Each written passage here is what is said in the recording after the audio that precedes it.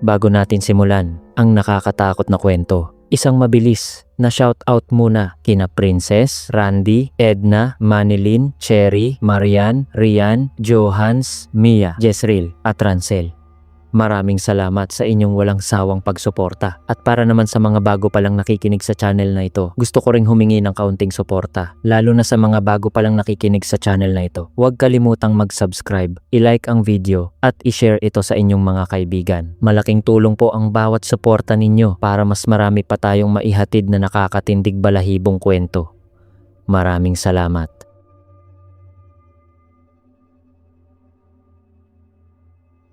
Hello po sa inyo, Sir L. Ang dami ko nang naririnig na kakaibang kwento mula sa mga kaibigan at kakilala. Pero ni minsan hindi ko inakala na magkakaroon ako ng sariling karanasan na hindi ko malilimutan. Ako si Marco, 25 years old at isa akong musikero, gitarista sa isang banda. Hindi ko na lang babanggitin ang pangalan ng banda. Pero alam nyo naman ang buhay ng nagbabanda. Minsan, tutugtog ka sa lugar na halos walang tao. Literal na kayo-kayo lang. Pero wala kaming choice. Kailangan namin i-grab ang bawat opportunity para magpakilala. Nung gabing yon, halos 2 oras ang biyahe ko mula Angeles papuntang isang maliit na bayan sa Tarlac. Part yun ng isang minigig sa isang barangay fiesta. Yung mga kabanda ko, nag-o-offer na ihatid na lang ako pauwi. Pero tumanggi ako. Kasi may trabaho pa ako kinabukasan sa Pampanga. Sideline, sa isang maliit na recording studio. At mas madali kung ako na mag-isa ang magdadrive pabalik.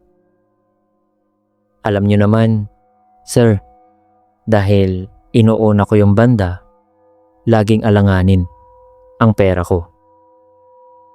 Madalas kong isakripisyo ang ilang bills makapaggasolina lang para makapunta sa gig.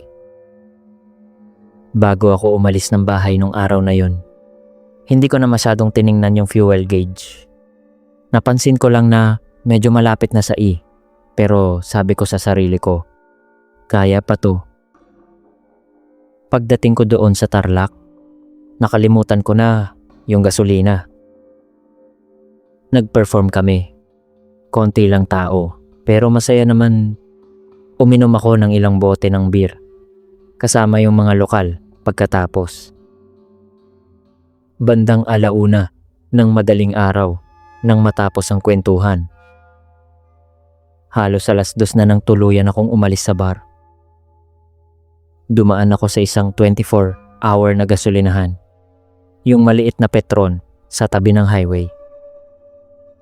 Pumasok ako sa opisina para magbayad. Pero offline daw ang card terminal nila. Sabi nung bantay. Walang magawa. Sa pitaka ko, may 500 piso lang na cash. Ibinayad ko lahat yon. Sapat lang para makauwi sana, pero kinakabahan na ako. Baka hindi umabot. Nag-text ako sa kuya ko kung pwedeng magpa-Gcash. Babayaran ko naman sa susunod. Pero 10 oras na ng gabi, siyempre tulog na siya. Walang reply. Sinimulan ko ang mahabang biyahe pa uwi. Hindi nga ako nagkamali sa kutob ko. Hindi pa ako nakakalahati. Bigla na lang nag-sputter yung makina. Tumirik yung sasakyan. Wala na akong gas. Mga 1 oras pa sana ang layo ko sa bahay. Nasa gitna ako ng probinsya. Madilim, walang ilaw sa kalsada, puro palayan at talahib sa magkabilang tabi. Tahimik ang mundo. Napatigil ako sa gilid ng kalsada. Nag-iisip ng pwedeng gawin. Sobrang hina ng signal ng cellphone. Kaya ko sigurong makasagap ng konti kung lalabas ako ng kotse at hahanap ng spot. Pero ayoko naman tawagan ang kahit sino sa ganitong oras. Mag-aalala lang sila, lalo't malayo ako. Naisip kong matulog na lang sa loob ng sasakyan at hintayin ang bukang liwayway bago tumawag ng tulong. Pero hindi ba labag sa batas yun? Matulog sa gilid ng kalsada. Nakakakaba. Parang hindi ligtas. Humugot ako ng malalim na hininga. Sinubukan kong mag-YouTube, mag-Facebook, pero walang naglo-load. Wala akong magawa kundi maupo doon. Nakasandal sa upuan, pinapakinggan ang huni ng mga insekto sa labas. Doon ko naramdaman ang bigat ng sitwasyon ko. Wala akong pera, walang gas, walang backup. Kailangan ko nang ayusin ang buhay ko. Mga kalahating oras akong nakaupo nang bigla akong may nasulyapan mula sa gilid ng mata ko. Lumingon ako sa passenger side window. At doon, mga 30 talampakan ng layo mula sa kotse, may nakatayong tao. Nakatalokbong. Hoodie na itim, nakababa ang pagkakasuot. Hindi gumagalaw. Hindi naman agad nakakatakot kung titingnan mo lang. Pero sa ilang na lugar, ganitong oras, kahit sino matatakot. Dali-dali kong siniguradong nakalak ang lahat ng pinto. Tinitigan ko siya. Sinusuri ko yung mga salamin sa side mirror, sa rear view, patingin-tingin, sa paligid. Wala nang ibang tao. Walang kasama. Walang sasakyan. Walang kahit anong senyales ng buhay. Maliban sa taong yun na nakatayo lang. Pagbalik ng tingin ko, napansin kong kumikilos na siya. Unti-unti. Sobrang bagal. Halos hindi natural ang paghakbang. Parang may mabigat na kung ano sa mga paa niya. Palapit ng palapit sa sasakyan. Bawat hakbang, pabigat ng pabigat ang pakiramdam ko. Para akong nakaupo sa kumunoy. Nandyan yung sasakyan, pero hindi ako makatakbo. Nang nasa ilang talampakan na lang siya mula sa pintuan ko sa kanan, nakita ko sa ilalim ng talokbong. Babae siya. Bata pa, marahil nasa 20s. Maputla, maitim ang buhok na lumalabas ng bahagya sa hood. Normal na itsura. Hindi naman siya mukhang halimaw o demonyo. Pero yung paraan ng paglapit niya, tahimik at mabagal, mas nakakakilabot. Ilang beses ko siyang tinanong, "Miss, okay ka lang? May kailangan ka ba?" Nakasara pa ring bintana ko. Walang sagot. Walang kibo. Nakatayo lang siya sa labas, ilang pulgada mula sa pintuan. Nakatingin sa akin o sa loob ng kotse, hindi ko sigurado. Hindi siya kumukurap. Sinubukan ko siyang dedmahin. Wala naman akong magawa. Hindi ako makaandar, hindi ako makatawag, at ayokong bumaba. Naghum na lang ako ng mga kanta, nag-iisip ng chord progressions sa isip ko. Pero, imposible siyang baliwalain. Ang bigat ng presensya niya, parang nakaamba palagi. Mga 10 beses ko na sigurong kinausap, wala pa ring sagot. Sa huli, naisipan kong kunin ang cellphone ko at subukang i-record siya. Binuksan ko ang camera. Tinutok ko sa bintana kahit sobrang dilim. Nang makita niyang nakaangat ang cellphone, bigla siyang lumapit ng husto at kinalampag ang pinto ng pasahero. Nanggigil, hinihila ang hawakan, parang gustong buksan. May kasamang ungol. Malalim, garalgal, halos hindi tao. Sa gulat at takot, nabitawan ko ang cellphone. Hindi ko na naituloy ang pag-record. Pero sa ilang segundong yun, lalo kong nakita ang itsura niya. Talagang normal na babae. Maputi, maayos ang muka. Pero yung mata niya, walang emosyon. Walang galit, walang lungkot. Walang kahit ano. At yung ungol, hindi galing sa lalamunan ng tao. Hindi ko na hinintay na mabasag ang salamin. Dinampot ko ang cellphone sa sahig. Kinuha ang susi at yung gitara ko sa likod. Mahal ko yun eh. Huminga ako ng malalim.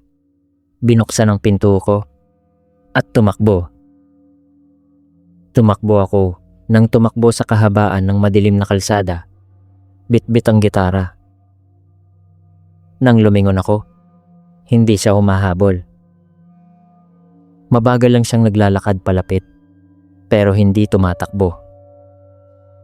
Para bang sinusundan lang niya ako. Sinigawan ko ulit siya. Ano bang kailangan mo? Walang sagot. Naglalakad pa rin. Hindi ko na hinintay. Tumakbo akong muli, dire-diretso.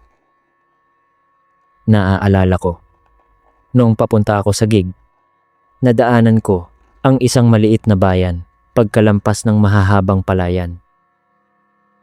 Plano kong magpatuloy lang sa pagtakbo hanggang madaling araw, saka ako hihingi ng tulong. Hindi ko man lang naisip na tumawag ng pulis noon. Sa probinsya kasi namin, hanggat maaari iniiwasan ng pulis.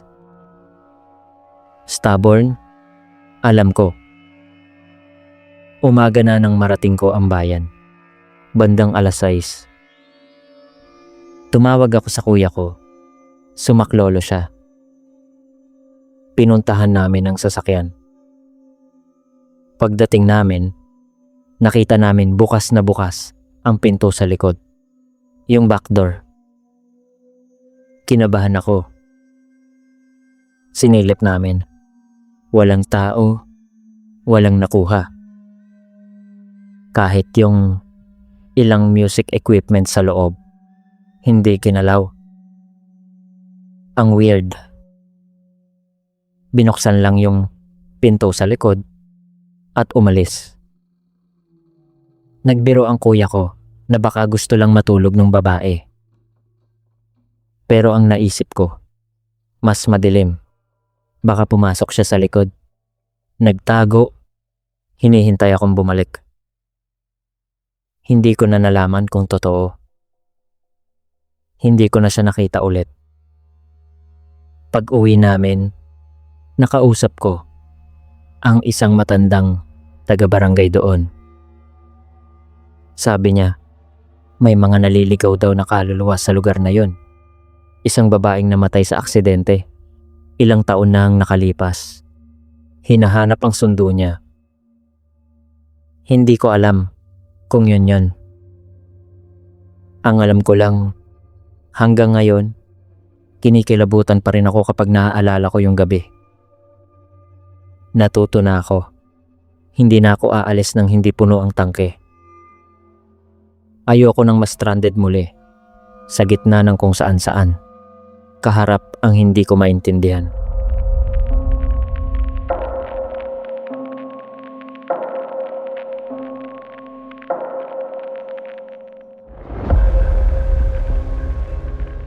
Ako nga pala si Paulo, 34, mula sa Naga City. Ang asawa ko, si Jackie, pareho kaming mahilig sa hiking. Yung tipong lampas konting lampas sa casual hiker. Hindi naman kami umaakyat ng Everest. Pero mahilig kaming mag-challenge ng mga bundok dito sa Pilipinas. Para sa amin, ang pag-iisa sa gubat sa gabi ay parang langit. yung mga tunog ng kalikasan. Nakaka-relax. Kapag sobrang stress sa trabaho, nawawala yun lahat pagdating sa taas. Isang taon na ang nakakaraan. Nagplano kami ng hike sa Mount Isarog sa Camarines Sur. Kilala yung bundok sa makakapal na gubat at magandang trail. Si Jackie ang nagplano ng ruta. Kung saan kami magkakamp, anong oras aakyat, mga dapat iwasan. Lahat nasa plano. Bandang tanghali, nang magsimula kami, maaliwalas ang panahon. Normal na hike. Mga huni ng ibon, kaluskos ng dahon, amoy lupa. Ilang oras din kaming naglalakad nang biglang tumigil si Jackie. Nagtaas ng kamay. Senyas na may narinig siya. Narinig mo yon? Bulong niya. Noong una, wala akong narinig. Akala ko hayop lang. Pero nakinig ako. At narinig ko, isang sigaw. Malayo, pero malinaw. Hindi sigaw ng ibon o baboy ramo. Sigaw ng tao. Hindi lang basta sigaw. Sumisigaw ng tulong. Nagmamakaawa. Paulit-ulit, sunod-sunod, galing sa kailaliman ng gubat. Hanggang ngayon, binabangungot pa rin ako sa sigaw na yon. Hindi ito katulad sa pelikula. Rinig mo yung sakit, yung desperasyon, yung takot sa bawat hiyaw. Sinubukan naming sundan kung saan ang gagaling. Lumalakas lalo yung sigaw habang lumalalim kami. Pero pakiramdam namin, paikot-ikot lang kami. Si Jackie, pilit na naghahanap ng signal para tawagan ng mga awtoridad. Walang kwenta ang self-service sa loob ng gubat. Sumisigaw din ako pabalik at nagtatanong kung nasaan siya. Pero tuloy pa rin siya sa paghingi ng saklolo at hindi kami pinapansin. Parang hindi niya kami naririnig. Bawat sigaw, parang may humihiwa sa dibdib ko. Sinabihan ko si Jackie na tumakbo na palabas para humingi ng tulong habang ako naman ang magpapatuloy sa paghahanap. Kaya mabilis siyang tumakbo paalis. Ako, nagpatuloy, sumisigaw pa rin. Lumalakas ang tibok ng puso ko. Walang sagot na direkta sa akin. Puro sigaw lang. Tapos, biglang tumigil. Patay na katahimikan. Bigla-bigla, nawala. Sinubukan kong sumigaw ng sumigaw. At tawagin siya upang alamin kung buhay pa siya at kung sasagot pa siya. Pero wala. Eko lang ng sarili kong boses ang bumabalik. Nag-ikot ako sa lugar at sa wakas, may nakita akong backpack. Nakasabit sa sanga ng puno, kalahating nakabitin. Hindi ko sigurado kung sa kanya yon, pero halos nasa pinagmulan ako ng sigaw. Binuksan ko. Laman, isang charger ng cellphone, isang murang pocket knife, at isang simpleng thank you card. May cursive na sulat, mahal, mula kay nanay. Sumigaw ulit ako. Wala. Sininghot ko ang hangin. Amoy lumot at kahoy. Wala namang amoy ng dugo o kahina-hinala. Walang bakas ng gulo. Walang yapak. Parang nahulog lang yung bag mula sa langit. Hindi nagtagal. Dumating si Jackie kasama ang mga tanod mula sa barangay at ilang bumbero. Isinalaysay namin ang lahat. Seryoso naman sila. Naghanap sila pero wala silang nakita. Umuwi kami ng gabing yun. Wasak na wasak. Pero ang pinakamalungkot, hanggang ngayon, walang resulta. Walang katawan, walang nawawalang tao na tumugma, walang ina na nakilala ang handwriting sa card. Misteryosong hindi maipaliwanag. Kinausap namin ang isang matandang taga-baryo sa paanan ng bundok. Sabi niya, Maraming engkanto raw sa Isarog. May mga pagkakataong nananangis sila. Ginagaya ang boses ng tao para akitin ang mga nawawala. Hindi raw ibig sabihin na tao talaga yung sumisigaw. Nangilabot kami. Hanggang ngayon, hindi na kami gaanong nag-hike. Tuwing nasa gubat kami, naririnig ko pa rin yung sigaw na yon. Parang nakatatak na sa isipan ko. Hindi ko alam kung sino siya, pero umaasa akong nasagip siya. O kung engkanto man yon, napatawad at natahimik na. Pero isang bagay ang sigurado, may mga bagay sa kagubatan na hindi basta-basta maipaliwanag.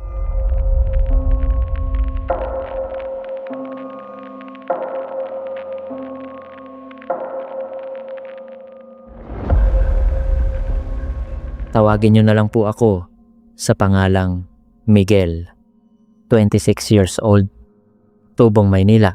Noong graduate ako ng high school, nagdesisyon kami ng girlfriend ko noon, si Tanya, na mag-road trip sa buong summer bago magkolehiyo. Alam niyo yon, yung huling banding bago magkahiwalay ng school.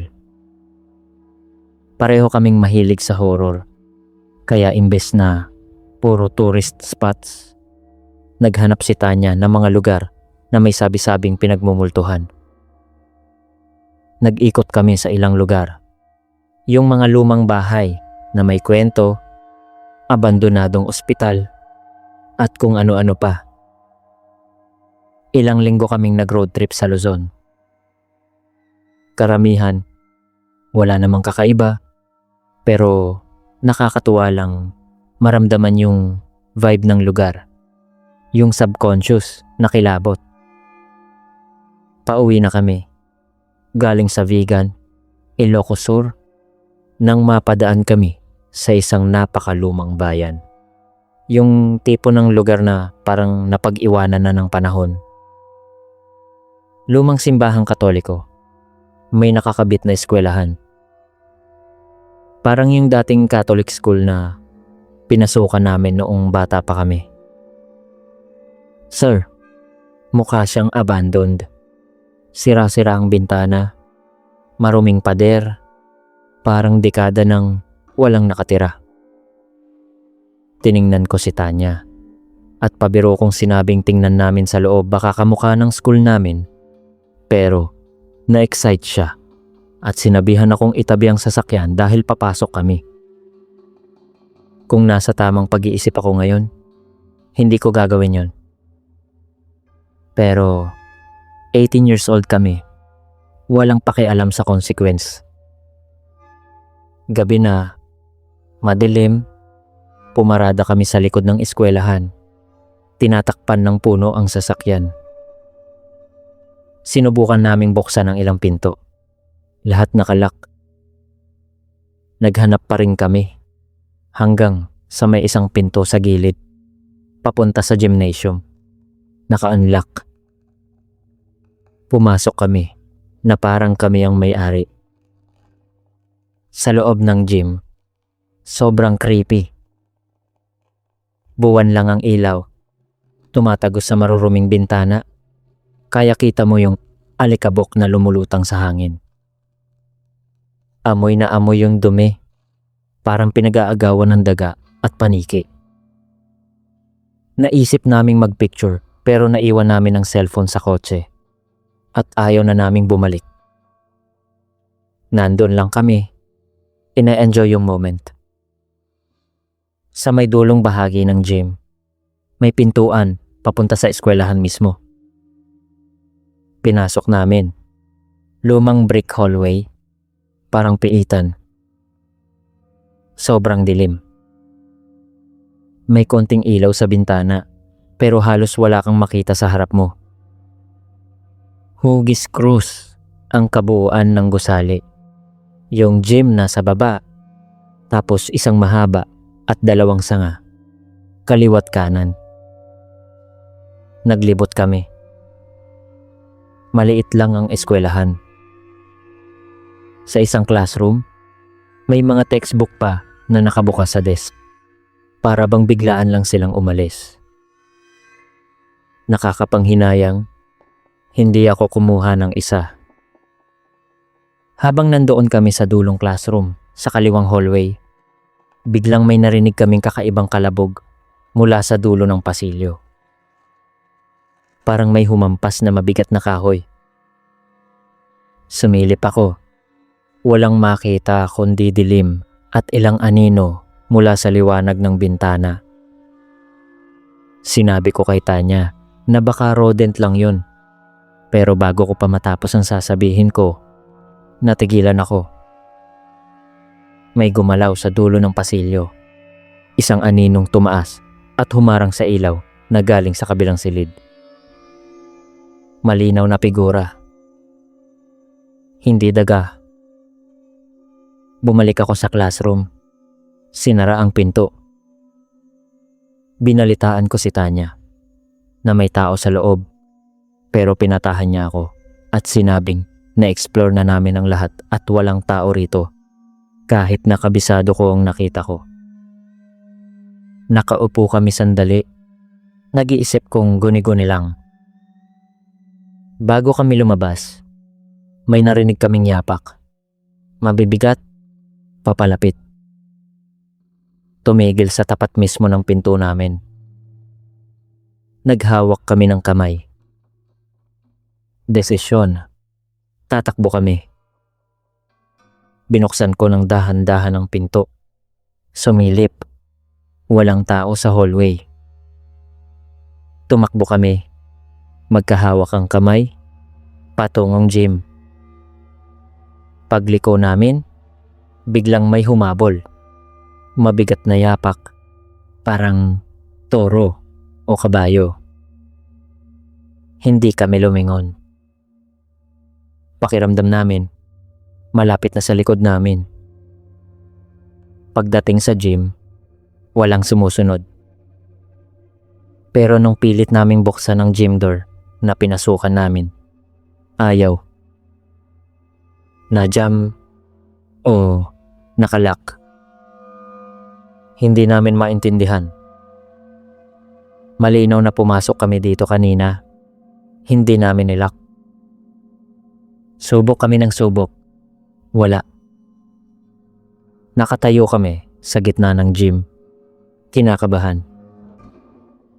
Naalala namin, may classroom sa hallway. Pwedeng basagin ang bintana. Tumakbo ulit kami. At sumugod na naman yung yapak. Sa pagkakataong ito, paglingon ko saglit, wala akong nakitang anyo. Pero sa bintana ng classroom, may malaking anino sa pader. Kumikembot-kembot, parang nagewang-gewang, hindi naman agad umaatake. Pero yung itsura ng anino, napakalaki, maitim, may usok na bahagya sa paligid. Kapre, Sir L. Alam kong kapre yung nasa harap ko. Binabasag ni Tanya yung bintana gamit ang upuan. Nang marinig ng anino ang kalabog ng salamin, unti-unti itong naglaho pabalik sa dilim. Hindi ko na inalam kung saan napunta. Lumabas kami nang maingat sa basag na bintana. Tumakbo sa madilim na gubat patungo sa sasakyan. Nadaanan namin ang gym door. Tinry ko buksan mula sa labas kung magbubukas tulad kanina. Nakakapanindig balahibo. Nakalak na mula sa loob. Nakarating kami sa kotse. Umalis agad. Hindi kami nag-report sa awtoridad. Kami rin naman yung lumabag. Naghiwalay kami ni Tanya noong college. Pero magkaibigan pa rin kami. Hanggang ngayon, pag nagkikita kami, laging naibabalik yung gabing yon. May nakausap ako matandang bantay sa lugar na yon. Sabi niya, Ilang dekada nang abandonado yung simbahan at school. Pero may mga nakakaramdam daw ng presensya sa loob. Isang matandang kapre na nagbabantay sa teritoryo. Kung napasok mo, susubukan kang paalisin. Hindi raw masamang nilalang, pero ayaw ng bisita. Kung bakit kami nakulong, bakit lumitaw yung anino, hanggang ngayon hindi ko alam. Pero alam ko, hindi ko malilimutan ang muntik naming pagkakulong sa loob ng eskwelahan na yon, habang may kung anong humahabol sa amin sa dilim.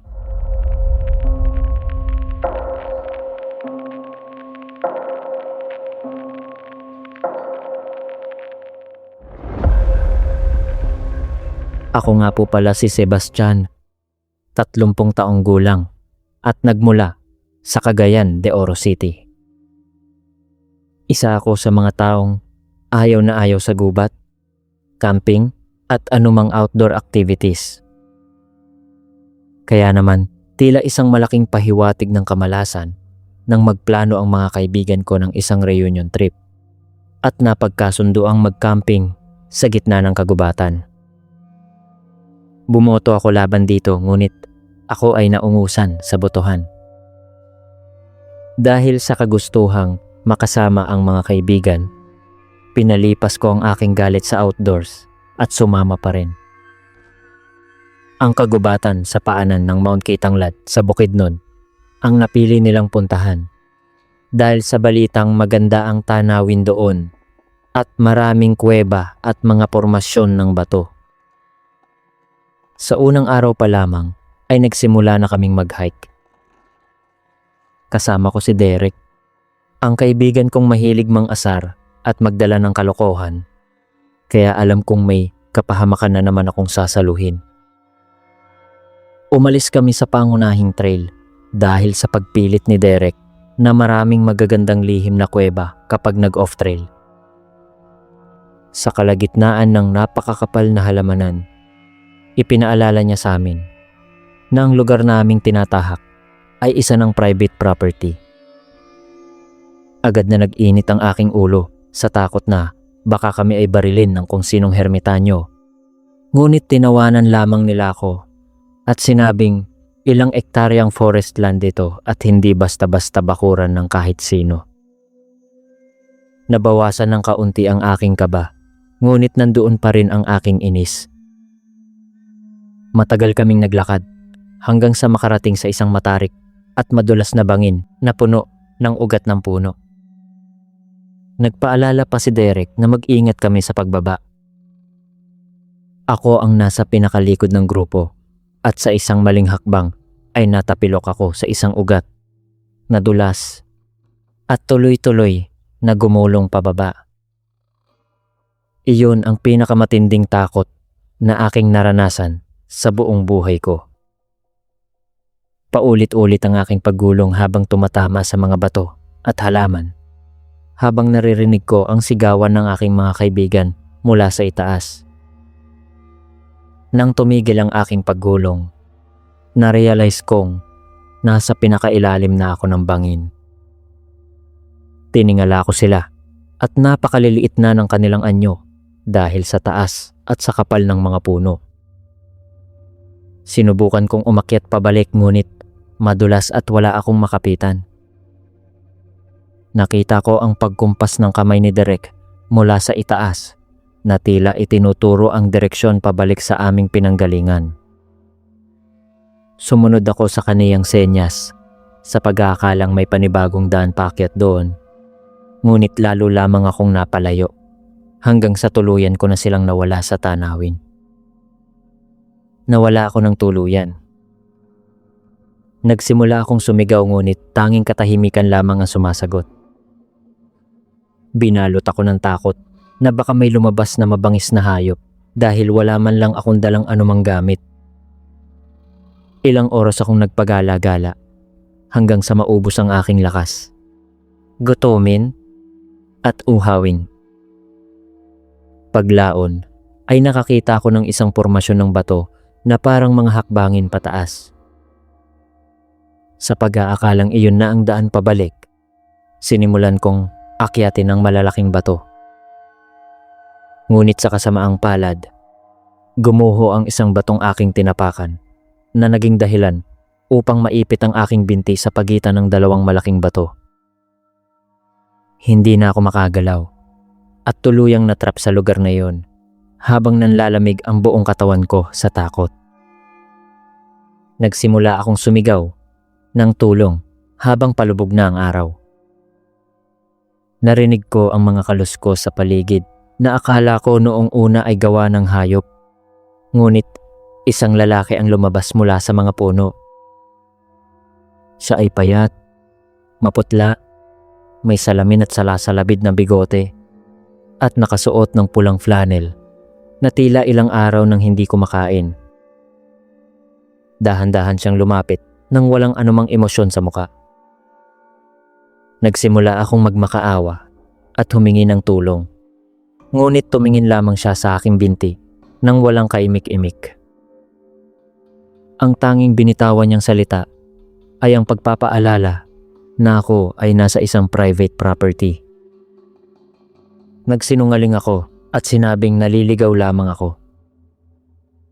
Bigla niyang hinawakan ng marahan ngunit may lakas ang aking binti at iginalaw ang maliit na peraso ng bato dahilan upang makawala ako.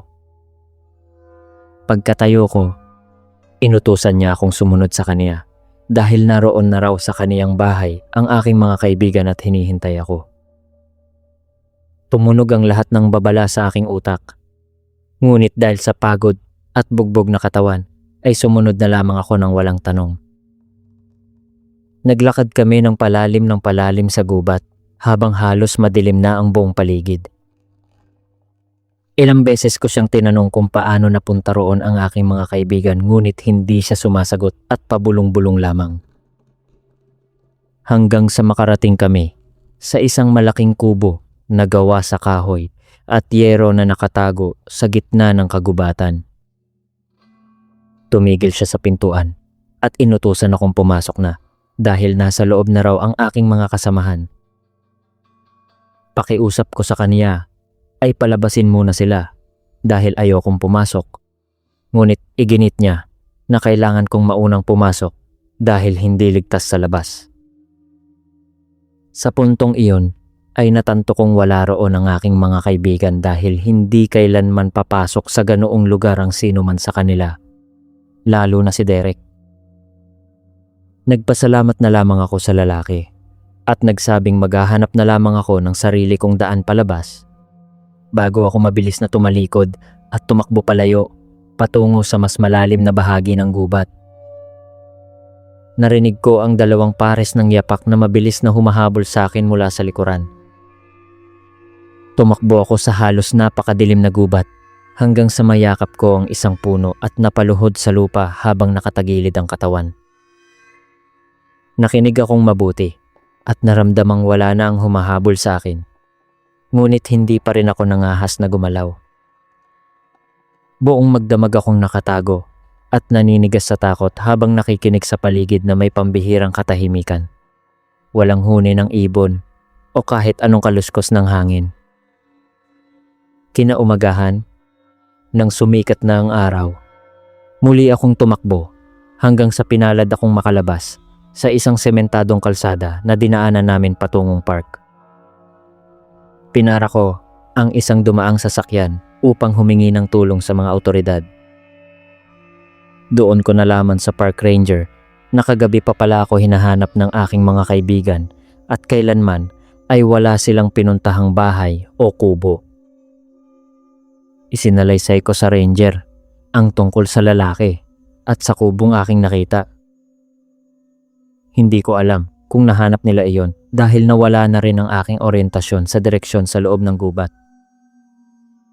Pagkabalik namin sa barangay, sinabi ng isang matandang albularyo na isang engkanto ang aking nakatagpo na nagtatangkang umakit sa akin patungo sa kanilang mundo at ang kubong iyon ay hindi isang tunay na tahanan.